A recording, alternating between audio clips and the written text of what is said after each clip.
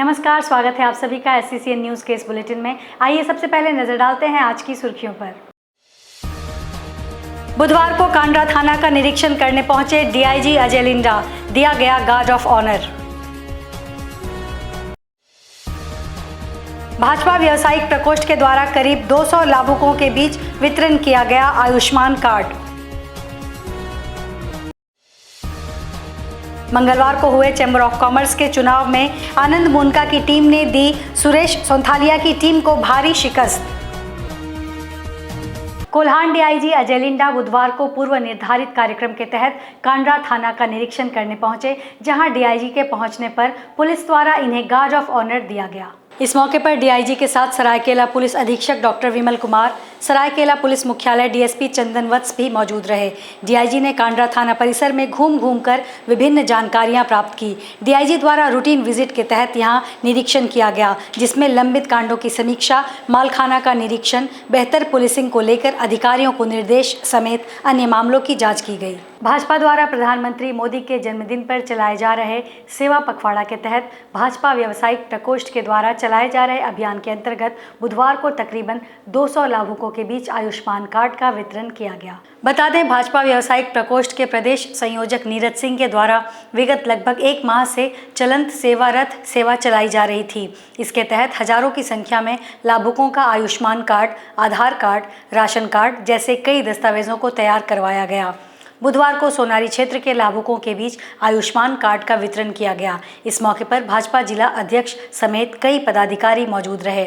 यहां लगभग 200 लाभुकों के बीच आयुष्मान कार्ड का वितरण किया गया। इस दौरान भाजपा व्यवसायिक प्रकोष्ठ के प्रदेश संयोजक नीरज सिंह ने कहा कि पंडित दीनदयाल उपाध्याय की सोच अंत्योदय का विकास था और आज उसी कार्य को भाजपा पूर्ण कर रही है। कार्यक्रम जो है आयुष्मान कार्ड और वृद्धा पेंशन, विधवा पेंशन, राशन कार्ड और भी जितने प्रकार की कार्ड है, जैसे ई श्रम कार्ड, श्रम कार्ड, आभा कार्ड, ये सभी कार्ड बनाने का जो चलंत कार्यालय चल रहा है व्यवसायिक प्रकोष्ठ के द्वारा, भारतीय जनता पार्टी के द्वारा, ये निरंतर ये जारी रहेगा जब तक कि हम अंतिम व्यक्ति तक नहीं पहुंच जाते हैं। जब तक इसकी पूरी जो जिनका नहीं बना है तब तक हम ये कार्ड बनाते रहेंगे। आज इसी के तहत हम लोग सोनारी के एयरपोर्ट मैदान में उपस्थित हैं। यहाँ के हमारे मंडल अध्यक्ष भाई प्रशांत पोदार जी और यहाँ के युवा मोर्चा के महामंत्री दीपक नाग जी और यहाँ के युवा मोर्चा के अध्यक्ष भाई राहुल जी, ये लोग निरंतर प्रयास करके ये कार्यक्रम को इन्होंने सफल बनाया और बहुत सारे देख रहे हैं कि 250 लोगों का हम लोगों ने आज कार्ड वितरण करने का कार्यक्रम रखा है। ये एक ऐसा एक कार्ड है आयुष्मान कार्ड, ये सचमुच में जिसको हम लोग बोलते हैं जब कोई आशीर्वाद देते हैं कि आयुष्मान भवा, उसी तरह से मोदी जी ने आयुष्मान भवा का एक नारा दिया और उनकी सोच को मैं नमन करता हूं माननीय प्रधानमंत्री जी का कि इतनी बड़ी सोच रखते हैं देश की गरीब जनता के लिए, जो कि दवाई कराए बिना तड़प के मर जाते हैं। उनके लिए उन्होंने ये वरदान दिया है कि आपको अगर कभी भी कुछ हो तो 1 रुपये से लेके 5 लाख रुपए तक का आप दवाई मुफ्त में करा सकते हैं। इसका पेमेंट जो है भारतीय केंद्रीय सरकार इसकी पेमेंट करती है। तो मैं सबसे पहले अपने प्रधानमंत्री श्री नरेंद्र मोदी जी का मैं आभार व्यक्त करता हूँ कि आपने जनता के लिए सोचा है, गरीब जनता के लिए सोचा है। इसके लिए हम सभी कार्यकर्तागण आपके प्रति आभार व्यक्त करते हैं। बिष्टुपुर में संपन्न सिंहभूम चैम्बर ऑफ कॉमर्स के चुनाव में विजय आनंद मुनका बने अध्यक्ष और सुरेश सोंथालिया को मिली करारी हार। Singhbhum chamber of commerce and industry के चुनाव मतगणना के बाद परिणाम की घोषणा की गई, जिसमें निवर्तमान अध्यक्ष विजय आनंद मुनका दोबारा अध्यक्ष चुन लिए गए हैं, जबकि सुरेश सोंथालिया को करारी हार का सामना करना पड़ा। महासचिव पद पर मानव केडिया भी दोबारा चुने गए हैं। इसके अलावा उपाध्यक्ष tax and finance Rajeev Agarwal, उपाध्यक्ष इंडस्ट्रीज पुनीत कवटिया, उपाध्यक्ष अभिषेक अग्रवाल गोल्डी, सचिव trade and commerce Bharat Makhani, सचिव tax and finance Anshul Rigasia, सचिव इंडस्ट्रीज विनोद शर्मा, सचिव इंडस्ट्रीज लीपू शर्मा और कोषाध्यक्ष अनिल अग्रवाल विजय घोषित किए गए। काम की जीत है। व्यापारी उद्यमियों ने दिखा दिया कि वो सब चीज़ को बारीकी से देखते हैं और उन्होंने हमारे 2 साल के काम को देखा है और हमको 2 साल का काम का इनाम दिया है। आरोप प्रत्यारोप को साइड कर दिया। जो लोग काम करते हैं उनको समाज ने आज पुरस्कृत कर दिया। हम लोगों ने बताया क्या क्या करेंगे, सब जानते हैं कि हम लोग ईमानदारी से प्रयास करते हैं, आगे भी करते रहेंगे। अंग्रेजी माध्यम के स्कूलों की तर्ज पर सरकारी हिंदी माध्यम के स्कूलों में पढ़ने वाले छात्रों को स्मार्ट स्टूडेंट बनाने का बीड़ा शहर की संस्था टीम परवरिश ने उठाया है। बुधवार को इसके तहत मानगो डिमना स्थित राजकीय मध्य विद्यालय में एक प्रतियोगिता का आयोजन किया गया। बता दें, शहर में मौजूद तमाम निजी अंग्रेजी माध्यम के स्कूलों में छात्रों को स्मार्ट बनाने हेतु अलग अलग तरह की प्रतियोगिता करवाई जाती है, जिससे छात्रों का मानसिक विकास काफ़ी ज़्यादा होता है और ऐसे ही विकास सरकारी हिंदी माध्यम के स्कूलों में पढ़ने वाले छात्रों की भी हो सके, इसी कोशिश को लेकर टीम परवरिश संस्था आगे बढ़ रही है। डिमना स्थित राजकीय मध्य विद्यालय में छात्रों के बीच अलग अलग तरह की प्रतियोगिता आयोजित की गई, जहां विजेता छात्रों को पुरस्कृत भी किया गया। मौके पर समाज सेवी सह भाजपा नेता नीरज सिंह मुख्य अतिथि के रूप में उपस्थित रहे। उन्होंने संस्था के प्रयासों की पूरी प्रशंसा भी की। देखिए, सबसे पहले तो मैं अपने भाई सौरभ जी को बहुत बहुत धन्यवाद देना चाहूँगा कि इनकी जो संस्था है पी परवरिश, इसके तहत इन लोगों ने जो इतना बड़ा नेक कार्य करने का जो बीड़ा उठाया है, इस डिमना मध्य विद्यालय में जो बच्चों के बीच में प्रोत्साहन करने का जो इन लोगों ने बीड़ा उठाया है, इससे आपस में प्रतिस्पर्धा बढ़ेगी और बच्चों को पढ़ाई में रुचि आएगी कि हमें भी कुछ करना है, हमें भी कुछ करना है। आज हम लोग डिमना के मध्य विद्यालय प्रांगण में उपस्थित हैं। हमारे सौरभ जी भी उपस्थित हैं, पी परवरिश की टीम, इनकी पूरी टीम है। मैं पूरी टीम को बधाई देना चाहता हूँ, इनको शुभकामनाएं देना चाहता हूँ। इसी तरह से निरंतर आप काम करते रहें और देश के निर्माण में आपका जो ये योगदान है, ये आदमी इसको हमेशा याद रखेगा। आज हमारे पी परवरिश संस्था के द्वारा डिमना मध्य विद्यालय में एक छोटा सा कार्यक्रम कराया गया, जिसमें सभी स्कूल के क्लास के बच्चों के बीच प्रश्नोत्तरी कार्यक्रम कराया गया एवं जो छोटे वर्ग के बच्चे हैं, जो कक्षा 1, 2, 3 के हैं, उनके भी छोटा छोटा स्किल्स से रिलेटेड कार्य कराया गया और उसके द्वारा प्रथम, द्वितीय एवं तृतीय पुरस्कार बच्चों को दिया गया। और आज के प्रोग्राम में श्री नीरज सिंह जी भी पधारे, बहुत अच्छा लगा। प्रधान अध्यक्ष महोदय भी थी। तो हमारा जो पी परवरिश है, बेसिकली अभी तक हमने कई सरकारी गैर सरकारी संस्थाओं में अपना वर्क किया है। तो हमारा लक्ष्य केवल यही है कि जितने भी प्राइवेट स्कूल हैं, जिनको इंग्लिश मीडियम बोलते हैं हम लोग, तो गवर्नमेंट स्कूल को ये इंग्लिश मीडियम की प्रथा क्यों नहीं बोल सकते हैं।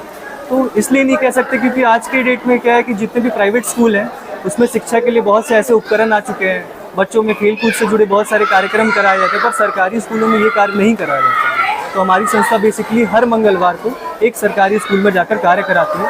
अभी तक कई स्कूलों में हम करवा चुके हैं, जैसे हाथा, पटमदा के ग्रामीण क्षेत्रों में भी करा चुके हैं। और हमने जब शुरुआत की थी, करीब 4 लोगों के साथ शुरुआत की थी। आज हमारी संस्था में करीब 20 से 25 लोग एज अ मेंबर हैं और जो संस्था के देख रेख कर रहे हैं उसमें करीब 300 से 400 लोग हैं, जो ग्रामीण क्षेत्र से भी कई लोग जुड़े हैं। आनंद मार्ग पद्धति से अंतर्जातीय विप्लवी विवाह बिहार पटना के श्रीमती प्रतिमा शर्मा एवं प्रोफेसर A.K. भास्कर की पुत्री आयुष्मती चेतना भास्कर, झारखंड के स्वर्गीय आचार्य चंद्रदेव जी के पौत्र एवं श्रीमती निवेदिता और अजय कुमार के पुत्र चिरंजीवी दीप चैतन्य के बीच पटना राजमहल रिसोर्ट में संपन्न हुआ। वर पक्ष से आचार्य शिव नारायण जी एवं वधु पक्ष से आचार्य जयदेव जी द्वारा शादी संपन्न कराई गई।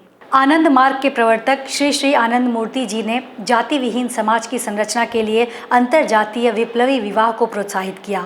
अंतर्जातीय विवाह के अलावा उन्होंने आदर्श वैवाहिक जीवन यापन करने के लिए यम नियम, षोडश विधि और ध्यान का मार्ग प्रशस्त किया। उन्होंने विवाह की पद्धति को भी सारे आडंबरों से दूर रखा।